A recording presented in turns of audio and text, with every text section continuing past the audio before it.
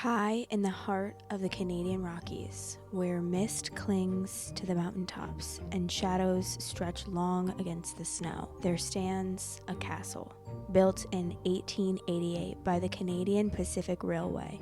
The Fairmont Banff Springs Hotel was meant to bring luxury to the wild frontier, but today, it brings something else. Whispers, footsteps, brides who never made it down the aisle. Bellmen who still serve long after their shift should have ended. Entire rooms vanished.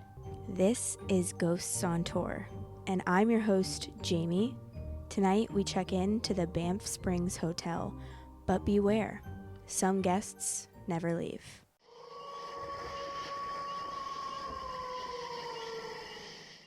Hi guys, welcome to another episode of Ghosts on Tour.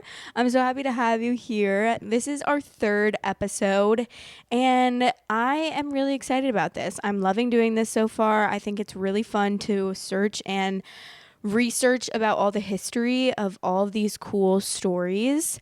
It just makes me want to travel to these places so badly because I've always wanted to stay in haunted houses or haunted hotels. Like, my dream would be staying in the Conjuring house. And my boyfriend, every time I tell him that, he's like, "You're actually insane and I will not be attending with you." I'm like, okay, well, that's fine. I'll just bring my friend who also loves haunted houses. But today we're talking about the Fairmont Banff Springs Hotel, which is in Canada, as I said. And this one is definitely a popular one because there are many ghosts that reside here. I think two of the most popular ghosts that are at this hotel, the bride and Sam the Bellman. He seems to be probably the most popular out of all of them. But some would argue that the ghost bride is the more popular one.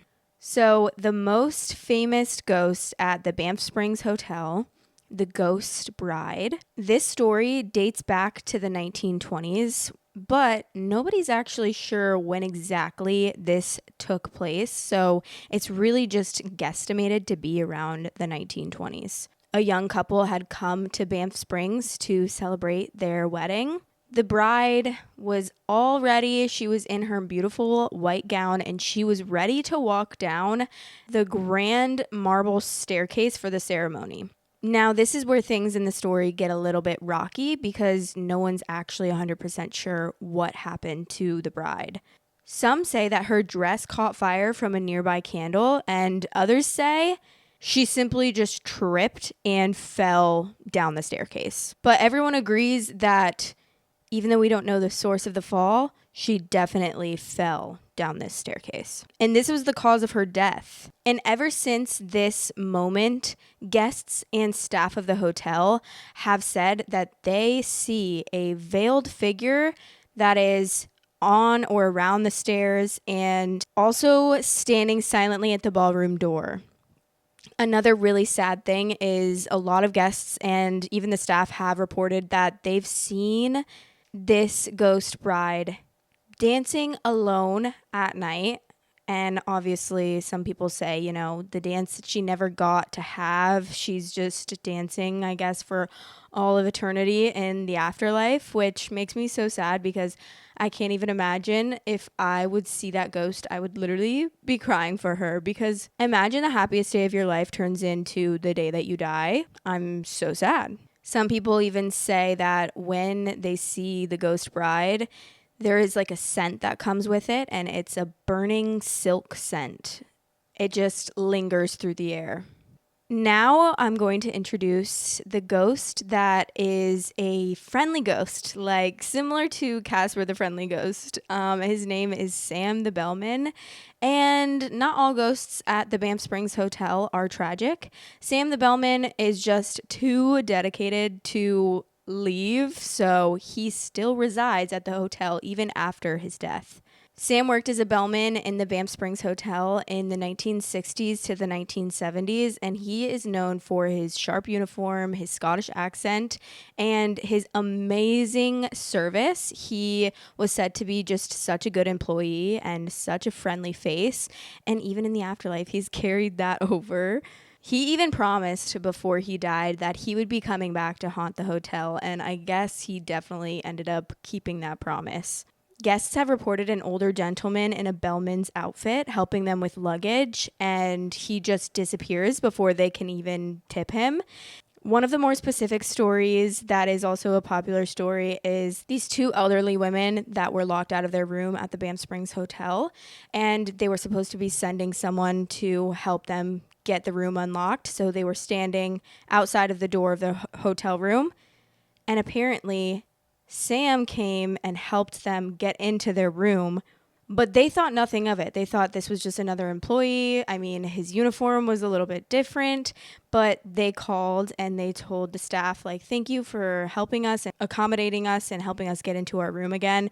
And the staff was like, wait, who helped you? Because we never got that employee sent up there. And they explained what he looked like, and they were like, no, we don't have staff that matches that description. And to this day, when the elevator opens on the wrong floor or doors are unlocked without the key, people just believe that it's probably Sam the Bellman still on the job. That's the kind of ghost that I want. Like, thank you. You're such a friendly face to see. I would be more than happy to encounter that ghost. Like, I love you. And also, if I was that staff, I would be so grateful for him, because I'd be like, oh, you're doing so much for us and we don't even have to pay you. There's one room that you can't book at this hotel anymore, and that is room 873. Because according to legend, it no longer exists.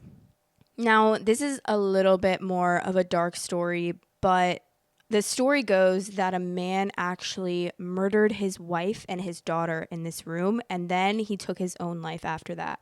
This is one of those situations where you only stay in this room if you want to be scared. This isn't a fun little Sam the Bellman moment. This is a moment where guests who have stayed in this room after the murders and the unaliving occurred reported just horrifying experiences, like blood stains, flickering lights, and even ghostly fingerprints that would appear on the mirror and they couldn't be wiped away.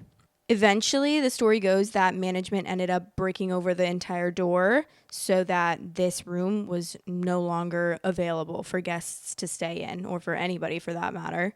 Today, if you walk down the hall and you look for room 873 and where it should be, you'll just notice that it's just a gap. There's no door. It's just a blank stretch of a wall where it looks like something is missing.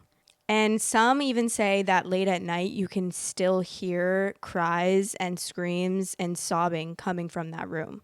But then there are the more subtle spirits that reside at this hotel. In the hotel's bar, patrons have seen a bartender from like another era. It's like a throwback.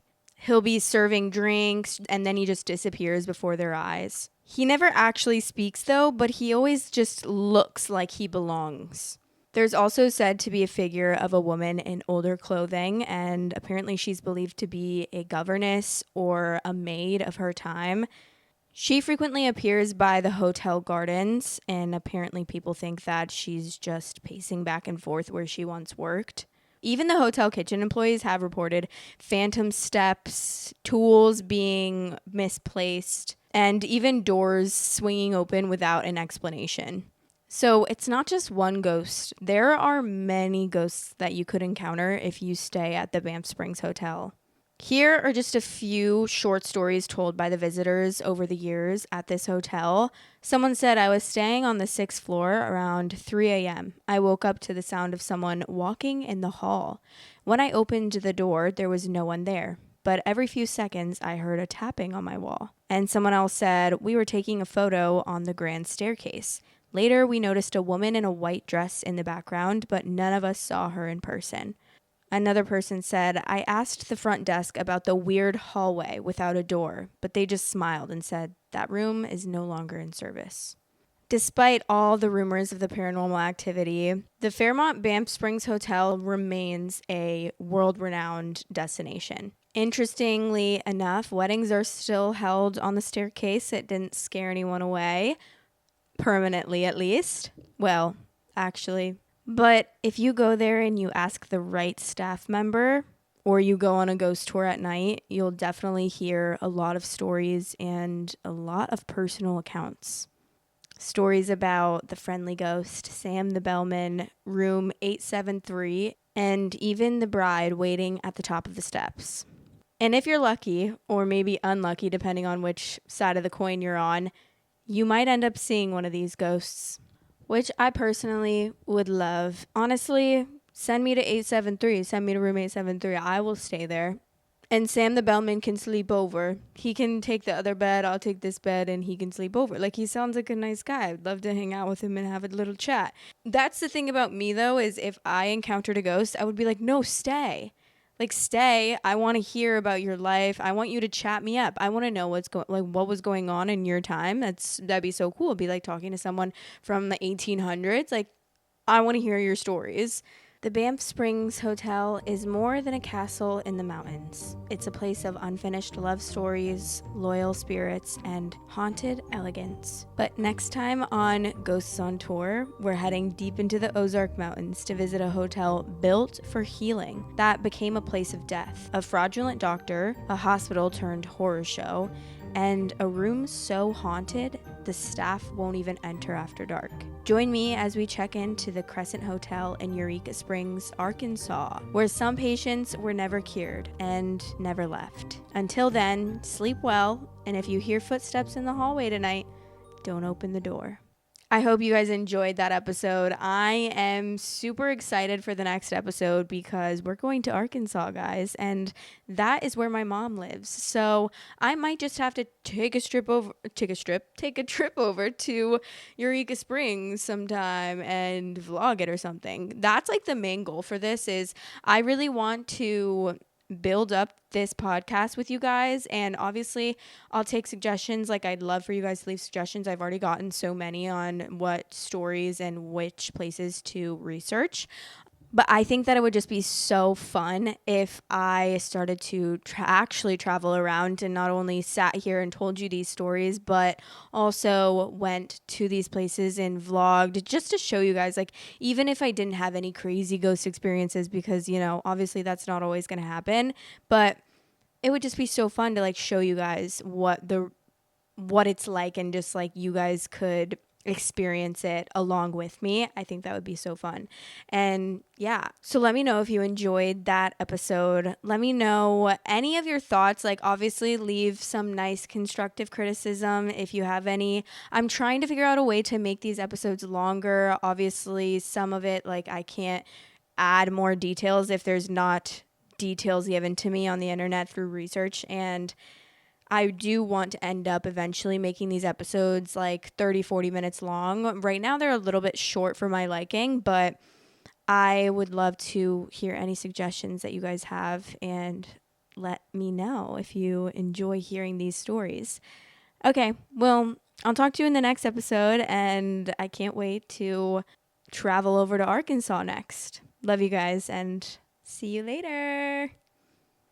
Thanks for watching. If you liked this video, then YouTube says that you might like this one. Okay, love you. Bye.